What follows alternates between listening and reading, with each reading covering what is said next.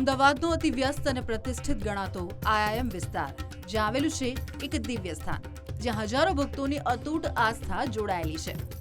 આ છે 75 વર્ષથી પણ વધુ જૂનું માનતાવાળા હનુમાનજીનું મંદિર. અહીં એક પવિત્ર પીપળીના ઝાડ નીચે હનુમાન દાદા વર્ષોથી બિરાજમાન છે. આ મંદિરના નામમાં જ તેની વિશેષતા રહેલી છે. એવી માન્યતા છે કે અહીં સાચા મનથી રાખેલી દરેક માનતા દાદા ચોક્કસ પૂરી કરે છે. ભક્તો અહીં પોતાની મુશ્કેલીઓ નિવારવા અને મનોકામના સિદ્ધ કરવા માટે દાદાના દ્વારે શીશ ઝુકાવવા માટે આવે છે. અને એટલે જ આ આસ્થાનું સ્થાન સમગ્ર શહેરમાં માનતાવાળા हनुमानजी तरीके प्रख्यात है.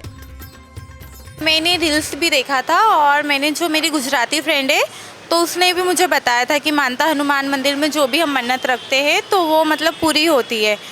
तो अभी मैं लास्ट 2 वीक से आ रही हूँ तो मुझे बहुत पॉजिटिविटी आ रही है. ऐसे मैंने मन्नत तो अभी कुछ रखी नहीं है पर मुझे बहुत पॉजिटिविटी आ रही है और बहुत अच्छा लग रहा है. मैं वैसे भी हनुमान जी की भक्त हूँ तो मैं मंदिर आती रहती हूँ हनुमान जी के. मैं यही बोलना चाहूँगी कि हाँ मतलब यहाँ पे आओ, बहुत पॉजिटिविटी है और अगर आप श्रद्धा रखते हो, सच्चे दिल से अगर कुछ मानते हो तो वो मन्नत जरूर पूरी होती है आपकी.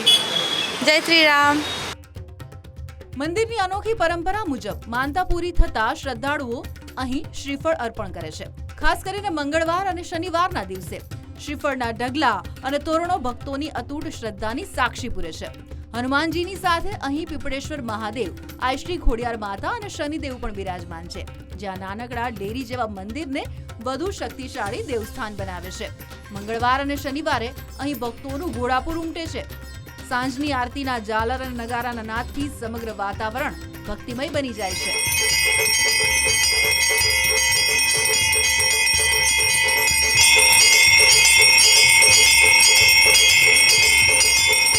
સાથે સાથે અમદાવાદનો ટ્રાફિકથી ભરપૂર આ વિસ્તાર, તેમ છતાં શ્રદ્ધા અને શાંતિના આ સંગમ સ્થાને આવનાર દરેક ભક્ત દાદાના આશીર્વાદ લઈને ધન્યતા જરૂરથી અનુભવે છે.